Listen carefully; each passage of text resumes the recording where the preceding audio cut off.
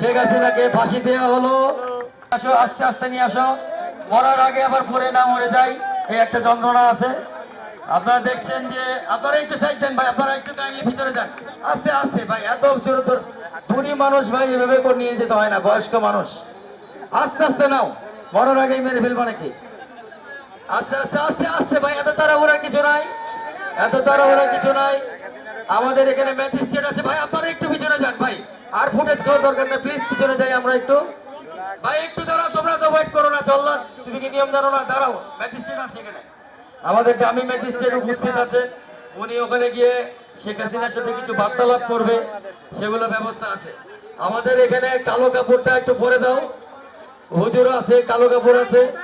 ভাই আমি ম্যাজিস্ট্রেট সাহেবকে বলছি, দামি ম্যাজিস্ট্রেট সাহেব, আমি তো ওনার হজে যাওয়ার ছবি দেখেছিলাম, মনে কাঁদতেছে, স্বীকার করতেছে, শেষ সময় অন্তিম সময় স্বীকার করতেছে।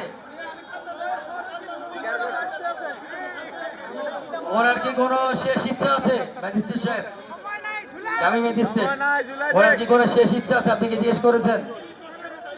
এই কি বলেন, ইলিশ মাছ খাইতে চাইবে না? না ইলিশ মাছ কেন খাইতে চাইবে ভাই, এটা একটা ঠিক না।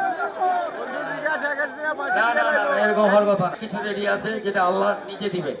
আপনারা কালো কাপড়টা, ওনার মুখের কালো কাপড়টা জল্লাদের কাছে হ্যান্ড ওভার করার জন্য আমি অনুরোধ করব, কালো কাপড়টা তাকে পরিয়ে দেওয়া হোক। মোদির সাথে দেখা করার সুযোগ দেওয়া হোক, ওনার একমাত্র স্বামী হচ্ছে মোদি, মোদির সাথে দেখা করার সুযোগ দেওয়া হোক। এই মুহূর্তে আসলে সেই উপায় নাই, কারণ একদম ফাঁসির মানে কাছে আছে, দড়ি খুব কাছে আছে। আমরা দেখতে পাচ্ছি কালো কাপড় দিয়ে তার মুখ ঢেকে দেওয়া হচ্ছে।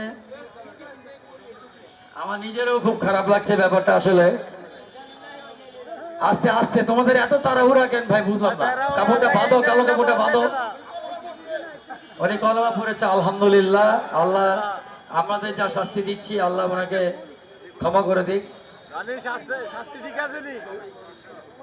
জমটুপি পরানো হচ্ছে, আপনারা দেখছেন।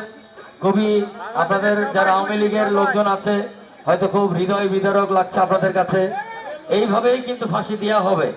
আমি বাংলাদেশ সরকারকে একটা সাহস দিয়ে যাচ্ছি, আমরা মৌলিক বাংলা এবং জনসাধারণ মিলে, যে তারা যেন এইভাবে করেই ফাঁসিটা কার্যকর করে। এবং দেখছেন আস্তে আস্তে সেই ফাঁসির দড়িটা কিভাবে তার গলার মধ্যে ঢুকে যাচ্ছে, মাথার মধ্যে দিয়ে প্রবেশ করানো হচ্ছে এবং টাইট করে দেওয়া হচ্ছে।